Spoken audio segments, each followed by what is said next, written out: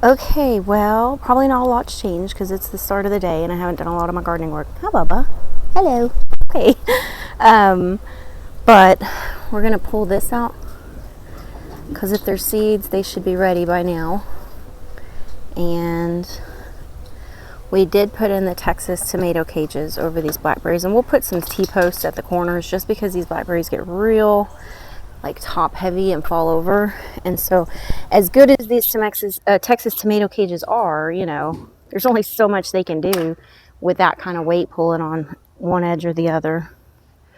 How about you chill out, Bubba? You're breathing hard. Okay, so let's see. Haven't been back here, so that's spent. That's okay. Haven't been back here since last weekend. It's just too damn hot. Oh my gosh. Okay, the Spanish needles grew up and fell over. I will probably take these and like put them up on this arch for support. I absolutely love seeing the bees all over these native peas, and you can see all of these brown pea pods. I am probably going to, oh, look, we lost one. One already split open, which is fine. I mean, I kind of expected, this being a wild native, right, that's going to happen. But maybe somebody else wants to grow these. So I'm going to hang on to these, and as these all get brown, I'll hang on to them.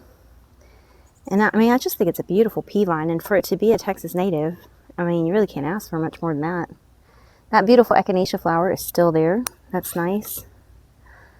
All right, let's see if I can hoist you up. I know this bumblebee's going to be pissed off at me. And then, yeah, I'm probably going to need to get, hold on. Probably going to need to get some kind of like zip tie or something to support that, but no problem with that. Oh, hello. Okay, well, let's go over here, please. And let's see. Put this, I don't know where you're going to end up, but out of the path is always good. Okay, we've got loofah. I hope you run faster than this because, well, we already got flowers. It's hot, and I need the shade. All right, let's see what's going on over here. I did get over here and weed last weekend. I need to just pull this guy up. So let's just, nope, we'll be cutting that down. I have really bad wrists, so anything that's going to put too much strain on those, I'm just not doing it. So who's not happy about a bunch of beautiful marigolds? Do you know what I mean? So, and it's really hot, and these winged peas really don't care. So hot, humid, dry. So that's one of the reasons I planted them. First of all, I'm seeing if they'll come back because they should make tuberous roots. But also, it's one of the few like kind of leguminous things you can eat. Let me tuck you in here, Bubba. Too much going on. That, really doesn't mind the heat.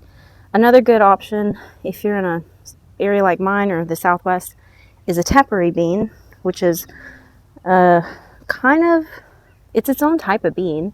A tepary bean has a lot more protein than like a mung bean or even a cowpea.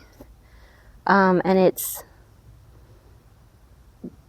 a Native American bean that will thrive in the heat and the drought in the Southwest. That's really where it's primarily come from. I topped this to try and get some extra growth on the outside at a level that like I can harvest from later. So yeah, hot weather beans, other than like a rattlesnake bean, other varieties, right, would be this asparagus pea or bean, whatever you want to call it, and tepary beans.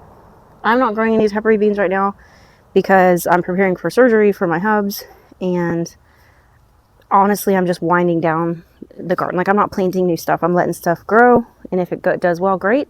If it doesn't, it's going to have to just let it be. That's suffering from the heat for sure. Ginger's loving how hot it's gotten. This longevity spinach looks great. This is still growing on the trellises, that sweet tea vine trellis. This lavender. I'm gonna go ahead and pinch the top off. It smells amazing, guys. I don't know if I'm gonna grow this New Zealand spinach again. It just doesn't seem to really like it here. They said it would be a good hot weather green, but it doesn't seem to be one. Basil's going to seed. I cut the rosinweed down. It started to flower again. The natives I put over here are flourishing, which is nice, but there's also some weeds. Need to get the weeds up. I don't think you guys could see from there, but the dragon fruit, maybe if I come over here, you guys can see it better. So that's like several, I think 3 or 4 types of dragon fruit.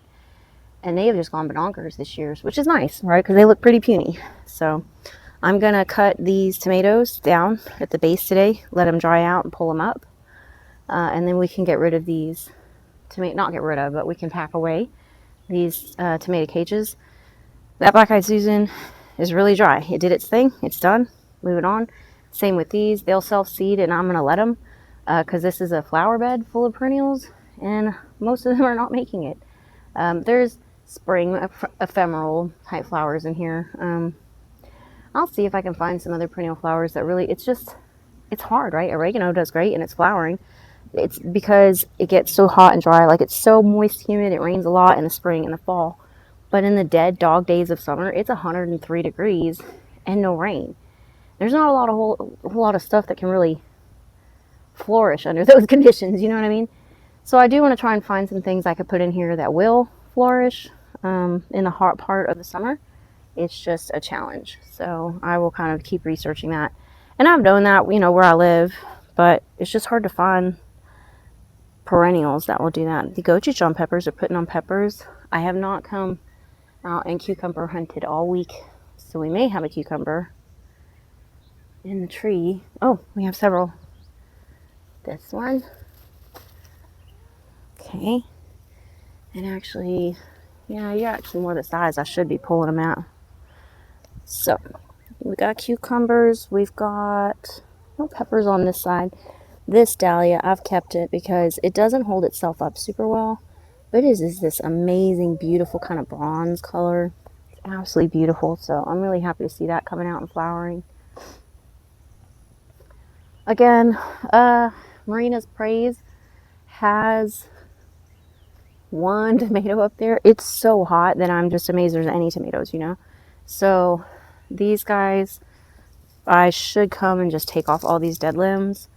I'm probably going to cut down this zinnia just because it's getting in the way, and I will trim up that tomato cage, or not tomato cage, tomato plant because it's getting in the way. The peppers, their sweet peppers are still here. These ones, I think it's kind of shady, and maybe that's why they're not producing as well. But like that one over there has several peppers on it. So I don't know. These were my Bedouins, and I was kind of just hoping the Bedouins would make it through the heat. But I'm pretty much going to clean out this bed, I think, today and try and take down these tomato cages and clean that one out. This one I'll probably leave up because they're doing really well higher up, and I'm going to see if they'll, you know, hang out through the summer or not. We'll see. This one will probably get taken down if I can get in here and take it down. That's kind of awkward. I need to trim up these zinnias for sure. And sweet potatoes just running. I'm trying to keep the sweet potato from growing through the fence into my neighbor's yard so that she doesn't have to deal with that. The mum is looking okay because it's in nice shade. That pepper's in too much shade probably to really bear fruit, but we'll see. Again, one of those okras is way too big. The other one's good, for sure. Other two are good. That one, that's too stiff. And these ones are surely, no, that one's too stiff. That one's not, that's cool. So I'll come out, and it's kind of started putting on, you know, like side shoots. So this one's still good. I'll come get those okras today. And the hard ones, guys, I just feed them to the rabbits, right? The rabbits love okra. And it's probably good for their digestive system. Pumpkin already growing in the sweet potatoes. And sweet potatoes already growing in the grass. You guys got to stay in your designated area or the weed are going to get you. And this frickin' never-ending fight with this stuff, what do I keep calling it? You know what I call it. I forget. Alright, these peppers I must be in too much shade because they're not really producing too well. I mean, there's a lot of shade. Look, tree cucumbers. Love my tree cucumbers. Oh, shoot. Missed a big one. Don't love it when I let them get that big. Too big. Seedy. Chickens will love this, though. When it's hot and dry like it is, big cucumbers like that are a favorite of the babies. I'll have to get out on the other side of this apple tree and see if there's any other cucumbers hanging around. This apple tree is going to go. You can see the fire blight on it. So I'm just not interested in having a tree that's that susceptible. And it's Arkansas black. It's not supposed to be that susceptible. It's supposed to be really resistant, which is why I got it. It's clearly not. It's not killing the tree, but I have other apple trees that I'd really like to not have to deal with that or increase exposure, right? So Hubs can't do it right now, but either in the fall or the winter, we're going to cut that down and replace it. This is struggling bad. It's just so damn hot, you know. That there was a Swiss chard there. That's gone. And the tomatillos is good shade, but it's just no matter how much I water, 102 degrees for 5 days is kind of hard to manage. Hey, that didn't take long for this to fill up, did it? Beautiful, beautiful. And I know there are so many places you can see, right, where the little roots are going down. That's what we were talking about last time. That's going to allow these machadas to really handle the squash vine more. Hold on now. I know, I hate when I have to move them because I'm usually pulling up something they put down as far as a root, but I gotta do what I gotta do, like this one. Hopefully that will find its home. But yeah, I gotta keep these, you know, redirecting them back into this area. They can choose to climb, and they will. I had one go up my gutter one year and grew like 20 feet on my roof. I just left it for the season because it was funny. But like this path, I'm either going to redirect them or I'll cut the vines. I prefer to redirect them, just get them going over that way. But I'm really happy to see this many, this quick fill in for the machadas. Not surprised, just very pleased. And by the time the freezes come, we will have tons of Seminole pumpkins or whatever other pumpkins are in here. But the other thing with machadas is they're a really good zucchini substitute. I can't grow zucchini, guys, because the squash vine borers would zap them real fast. So the young green pumpkins are excellent zucchinis. So I do tend to grab the first flush of them that comes on. And then after that, I'll let the vines kind of ripen up into the orange, like winter squash. So pretty excited about that. That raspberry is also being climbed by a pumpkin, and that's a little tricky. Looks like that's a problem maybe.